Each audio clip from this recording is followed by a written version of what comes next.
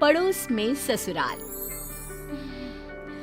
आज मेरे मायके से बड़ी मजेदार खुशबू आ रही है। लगता है भाभी या मम्मी कुछ बढ़िया बना रही हैं। चलो जाकर देखती हूँ और लगे हाथ खाकर भी आ जाऊंगी। मायरा घर से बाहर निकलने ही वाली होती है कि पीछे से उसकी सास आ जाती है। ओ मैडम, कहाँ निकली आपकी सवारी हैं? माँ जी, दरअसल वो ना आज मायके में भाभी को थोड़ा सा पेट दर्द हो गया है। बस वही तो एक अच्छी ननद होने का फर्ज निभाते हुए उनका हाल चाल पूछने जा रही हूँ मैं। कोई जरूरत नहीं है। रोज तेरे मायके में किसी न किसी की तबीयत खराब हो ही जाती है और रोज तू फुदक के चली जाती है। हमारी ही अकल पर पत्थर पड़े थे जो पड़ोस की लड़की को ही बहू बना लिया। अब आपका मायका 100 किलोमीटर दूर है, उसमें मेरा क्या कसूर? आपका खाना बना दिया है, आटा भी गूंद दिया है, गर्मा गर्म फुल्की बनाकर खा लेना ना आप। ये है मयूरा, जिसका मायका और ससुराल दोनों भी आस पड़ोस में 2 मिनट की दूरी पर है, जिसका पूरा पूरा फायदा उठाते हुए मयूरा हर दिन मायके के चक्कर लगाती रहती है। हेलो मम्मी, हाय भाभी, क्या बात है? आज तो बड़े ही शाही और लजीज पकवान बने जा रहे हैं। कोई दावत शावत है क्या आज हमारे घर पर? खुशबू आई नहीं कि चली आ गई महारानी चींटियों की तरह सूंघती हुई। अरे बेटा, तेरे भाई का प्रमोशन हो गया है, इसी खुशी में उसके मनपसंद पकवान बना रहे हैं। बस आ जाती तू भी, दामाद जी और समधी समदन जी को भी न्योता दे दे। पर मम्मी जी, हमें थोड़ी ना पता था कि ये सब आएंगे। मैंने तो वैसे भी खाना कम ही बनाया है। क्या भाभी, अब आपको ये तो पता है कि मेरा ससुराल पड़ोस में ही है, और आपको तो मैंने कह कर रखा है ना कि मेरे 2 एक्स्ट्रा फुलके सेक कर रख दिया करो। मुझे मम्मी के हाथ की बनी सब्जियां कितनी पसंद है। और ये बड़ी महारानी। ऐसे ही मयूरा आधा दिन अपने ससुराल में और आधा दिन अपने मायके में गुजारती रहती। एक दिन सुबह नाश्ते के दौरान मयूरा के ससुर धनराज और पति श्लोक। अरे मयूरा, ये क्या? ये पराठा तो आधा कच्चा है और मेरा पराठा तो कुछ ज्यादा ही एक्स्ट्रा पक गया, जो जल गया है। कोयले से भी काला हो गया। ये तो होगा भी क्यों नहीं। ये करम जली सुबह सारा काम ऐसे ही फटाफट गड़बड़ी में जैसे तैसे निपटा कर अपने मायके भाग जाती है। इससे क्या फर्क पड़ता है? सास को अगर चक्कर आ गए दिन दहाड़े तब कौन आएगा बचाने? ओ कम ऑन माँ जी, चक्कर, और वो भी आपको? दिन भर आप हर आधे घंटे में कुछ न कुछ खाती रहती हो और फिर भी मुझे ताने कस रही हो। Very bad. तो तू कौन सी गुड है, हैं? आई बड़ी। वहाँ मायके के घर में वंदना अपने पति यानी मयूरा के भाई गोपाल से कहती है, गोपाल, तुम ना तुम्हारी प्यारी बहन को समझा कर रखो। अरे तीज त्योहार, रक्षाबंधन, दीपावली, इन सब पे अपने मायके आए तो ठीक लगता है, लेकिन ये मैडम, ये तो रोज ही चली आती है मुंह उठाए। अरे सोचिए मम्मी जी, अगर मैं भी रोज इस तरह अपने मायके जाऊं तो आपको ये सही लगेगा? नहीं ना? फिर वंदना सही कह रही है मम्मी, जरा इस बात पर गौर फरमाइए। हाँ बेटा, मुझे पता है।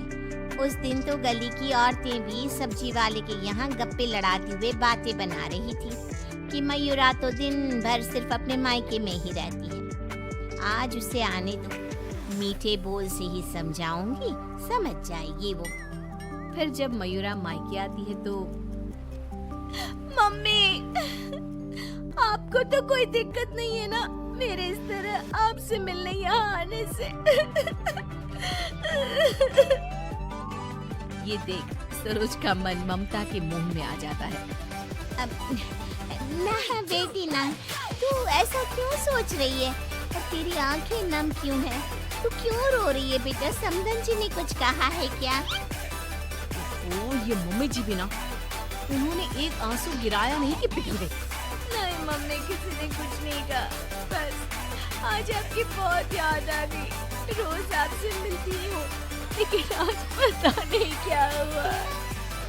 और इसी के साथ सरोज अपनी बेटी को कुछ नहीं बोल पाती और अब मयूरा का मायके में आना जाना इतना बढ़ जाता है कि वो मायके के फैसलों में भी दखल अंदाजी देने लगती है। तभी वहाँ पर बरखा आती है। अगर इतना ही परेशान हो तो उसे घर के अंदर आने ही क्यों देते हो?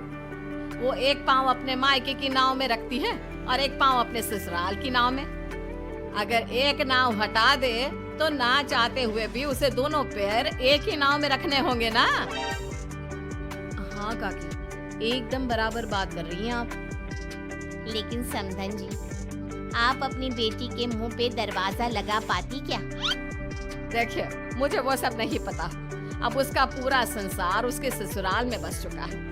उसे वहाँ ध्यान देना चाहिए, ना कि इधर मायके में। और इसलिए आप ही हो, उसे यहाँ आने पर आप ही को रोक टोक लगानी होगी। बस यही कहने आई थी। नमस्ते। अगले दिन ससुराल में बरखा की तबीयत खराब हो जाती है और मयूरा उसे बिस्तर पर ऐसे ही छोड़कर मायके भागती है। चली गई मायके, अपनी बीमार सास को बिस्तर पर छोड़कर निकम्मे कहीं की। रात में जब धनराज और श्लोक दफ्तर से घर लौटते हैं, तब वो देखते हैं कि मयूरा घर पर नहीं है और बरखा अपने कमरे में बुखार से तप रही है। और तो और घर में कुछ खाना तक नहीं बनाया है। आज तो हद ही कर दी मयूरा बहू ने। अरे काम काज का नहीं, लेकिन कम से कम अपनी सास की तबीयत का तो लिहाज रख लिया होता। कोई फिक्र, कोई चिंता नहीं। आप ही ने तो चुनी थी ना ये बहू। कुछ देर बाद मयूरा अपने ससुराल वापस आती है। मयूरा, घड़ी देखी तुमने? हाँ, घड़ी में 2 सुइयां एक साथ कितनी प्यारी लगती है ना। बिल्कुल आपकी और मेरी जोड़ी की तरह। मैं मजाक के मूड में बिल्कुल नहीं हूँ मयूरा। तुम्हारा ये मायके से ससुराल, ससुराल से मायके घूमने का तमाशा बहुत हो गया। ये सब कब खत्म होगा? तुम्हें अंदाजा भी है, माँ अंदर 103 बुखार से तप रही है और तुम सुबह से अपने मायके में हो। बहू, अच्छा होगा कि तुम मायके जाना कम कर दो, वरना कहीं ऐसा ना हो कि एक दिन दोनों तरफ की रिश्तों की डोर टूट जाए और तुम बीच में ही लटकी रह जाओ। जी पापा जी, आप टेंशन मत लो। मैं मायके जाना तो नहीं छोड़ सकती, लेकिन मैं अपना बहु धर्म अब अच्छे से निभाऊंगी। मैं रोज माँ जी का एकदम हल्की नाजुक पत्ते की तरह ख्याल रखूंगी और आप लोगों को शिकायत का मौका भी नहीं दूंगी। पर मयूरा तो आखिर मयूरा है, इतनी जल्दी कैसे उसे किसी की बात समझ में आ जाती? ये तो उसकी डिक्शनरी में था ही नहीं। पहले वो बिना कोई काम किए मायके चली जाती थी और अब कभी कुकर को गैस पर रखकर तो कभी कपड़ों को आधे में धोता छोड़कर मायके चली जाती। उसकी इन हरकतों से ससुराल और मायके वालों को तो पहले से ही परेशानी थी। अब तो आस-पास की औरतों के लिए भी मयूरा अच्छी खासी शाम की चाय की गॉसिप बन गई थी। अरे वो सरोज बहन की बिटिया मयूरा, कभी इस डाली तो कभी उस डाली फुदकती रहती है। मुझे तो दिन भर अपनी खिड़की से उसका ये सर्कस देखने में बहुत मजा आता है। अरे मैंने तो सुना है उसकी भाभी वंदना अपनी ननद को एक आंख पसंद नहीं करती। दरअसल मेरी बहू काजल और वंदना ना सहेलियां हैं, इसीलिए पता चला। पर मानना पड़ेगा सरोज को, बहुत अच्छे गुण दिए हैं उसने अपनी बेटी को। तभी वहाँ से गुजर रही सरोज सभी औरतों की बातों को कान लगाकर सुन लेती है और रुककर उन्हें चिल्लाते हुए कहती है, क्यों रे कलम हुईओ, तुम लोगों को क्या अपनी घर गृहस्थी नहीं है जो रोज शाम को हमारी गृहस्थी की चर्चा लेकर बैठ जाती हो? हैं? बेवकूफ औरतें, पहले खुद के घर में ठीक से देख लो, फिर दूसरे के घरों में झांको। क्यों सल्ला बहन, आपका बेटा तो रोज रात को नशे में धुत लुढ़कता हुआ घर वापस आता है ना? हमने कभी कुछ बोला? और जानकी बहन, आपकी बेटी का इस महीने का 5वां बॉयफ्रेंड उसे रोज गली के कोने पर छोड़ने आता है, लेकिन हमने तो कोई बात नहीं बनाई। इतना बोलकर सरोज वहाँ से चली जाती है, लेकिन अब पानी सर के ऊपर जा चुका था और थक हार कर परेशान होकर दोनों परिवार वाले आपस में एक साथ मिलकर मयूरा के बारे में बात करते हैं। श्लोक, हमने बहुत बार कोशिश की कि हम मयूरा को रोके मायके आने से, लेकिन वो इतनी ढीठ है कि हमारी बातों को कान के पीछे ही डाले जा रही है।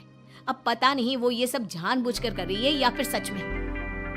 समधन जी, समधी जी, अब जो भी हल निकालना है आप ही निकाल सकते हैं। दामाद जी कुछ तो कीजिए।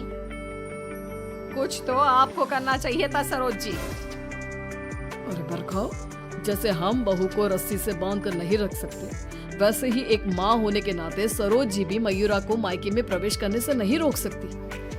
अरे उसने पूरा बचपन बिताया है वहां पर। लेकिन अब नहीं, अब तो इस सब का एक ही रास्ता है। जो काम मैंने 1 साल पहले नहीं किया था वो मैं अब करूंगा। ऐसा क्या कर लेगा तू बेटा? मुझे कंपनी की तरफ से चिरौलीपुरा में ट्रांसफर लेटर दिया गया था, वो भी दुगनी सैलरी के बेसिस पर। लेकिन 1 साल पहले आई इस ऑफर को मैंने मयूरा की खुशियों के लिए ठुकरा दिया था, क्योंकि अगर हम यहाँ से कहीं और जाकर शिफ्ट हो गए तो वो अपने मायके को मिस करेगी। तभी शादी भी नहीं थी, और अब ऐसा कुछ भी नहीं है। तो तुम ये कहना चाह रहे हो कि तुम सब यानी मयूरा के ससुराल वाले अब उसके मायके से दूर चले जाएंगे? जी हाँ, मैं इस ऑफर को अभी भी एक्सेप्ट कर सकता हूँ और फिर हम सब यहाँ से चले जाएंगे। अब हम और कर भी क्या सकते हैं? अगर मयूरा को अपने मायके जाने से रोकना है तो बेहतर यही होगा कि उसके पड़ोस के ससुराल को दूर ले जाए और उसके ससुराल वाले ही अलग जाकर रहें, जिससे वो रोज अपने मायके नहीं जा पाएगी। सभी श्लोक के इस फैसले पर सहमति जताते हैं और फिर मयूरा अपने पति की ट्रांसफर की वजह से शिफ्ट होने की बात को साधारण समझकर अपने मायके से दूर चली जाती है। जो भी कहो, सही मायनों में बहू विदा करके तो मैं अब लाई हूँ।